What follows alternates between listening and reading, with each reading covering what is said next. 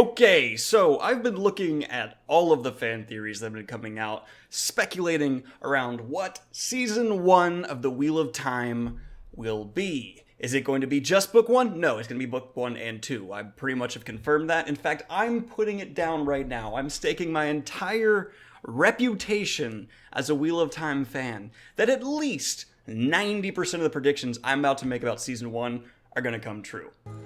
I shouldn't have said that. I should not have said that. I might regret that, but I'm doing it anyway. So, we have 5 episode titles released. After looking back in hindsight, pretty obvious that Rafe put out episode 6 on purpose. Because 1, why would episode 6 screenplay title just happen to be under your episode 4? Why would you use candle lighting? You were purposely trying to leak it. Well done.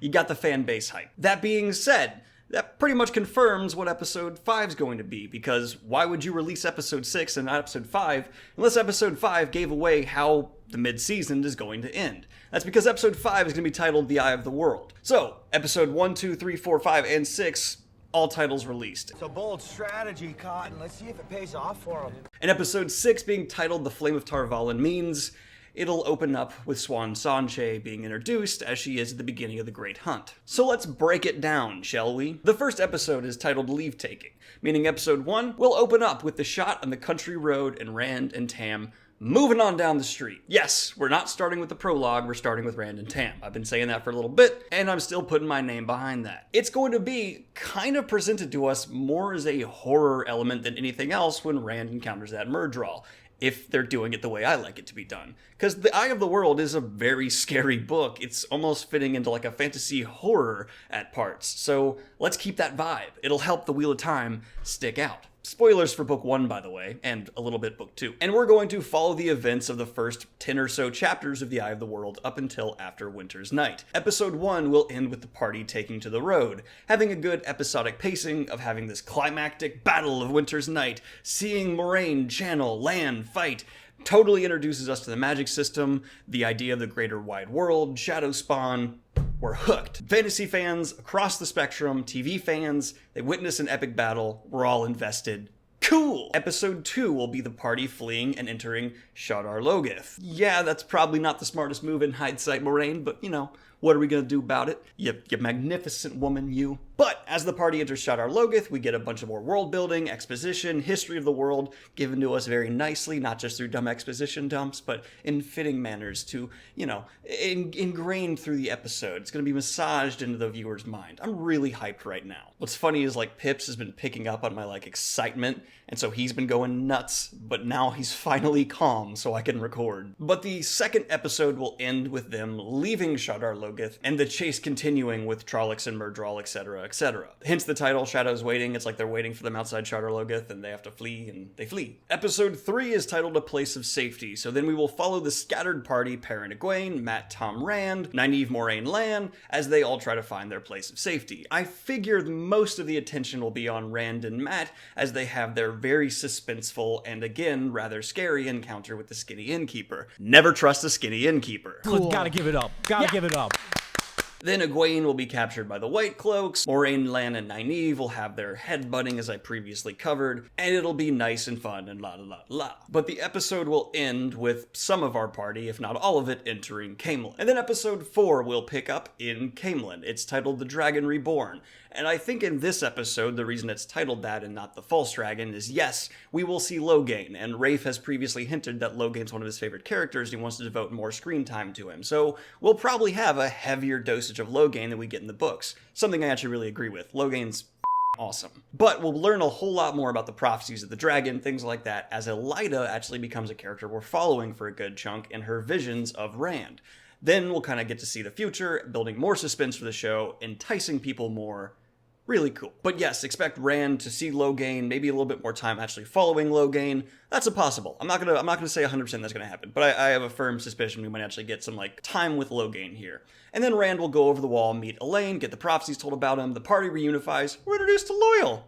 Oh, I love the guy. Let's get some Loyal. And the party will then enter the Ways. And now we come to the little trick Rafe pulled, making us think you didn't purposefully leak episode 6. You did it on purpose. That's why you put candles there. Everyone knows you can see through paper better. You got some candles around it.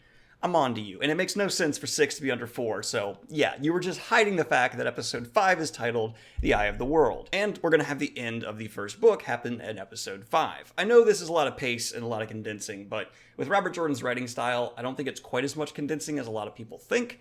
And this brisk, fast pace will, I think, get more viewers kind of interested in the beginning, as the later books are the ones that have a lot more world building. But as episode 5 ends, and we now have this immediate establishment of stakes and audience introduction to this wider world as getting book 1 out of the way at a greater pace, we then have episode 6, the Flame of Tar Valon, being introduced to Swan Sanche and the White Tower, and once again introducing the audience to another incredible aspect of this world. We've already seen the magic system in action throughout the season 1 first 5 episodes with Moraine, but episode 6 in the introduction of book 2 allows season 1 to also hold the introduction to the institution around the magic system, another very crucial part of the Wheel of Time that will take place throughout the rest of the series, getting everyone kind of interested in what Tar Valon is and who the Amerlin seat is. Also, getting the viewers emotionally invested in Swan by introducing her a little earlier and maybe putting a little more emphasis on her scenes with Moraine and her scenes with Rand will help the audience actually attach to her more for events later on in the book. I'm going to try to keep this video spoiler-free for any books past book 2 in case people who haven't finished the series are here, but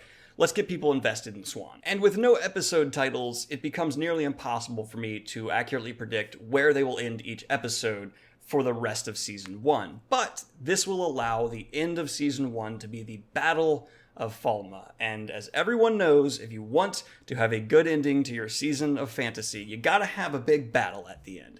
And this allows that. That's actually really crucial here. If we pick up the pace and maybe make the first 2 books, which honestly are not that huge of introductions to the wider world, that happens more in book 3 and 4, it can actually really, I think, set the show up for success down the road. Well done, faster pacing means more investment, and the viewer understands the world and becomes intrigued by these multiple climaxes, and I like it overall. It also means within the first season, we get to see Rand start really doing some badass crazy stuff.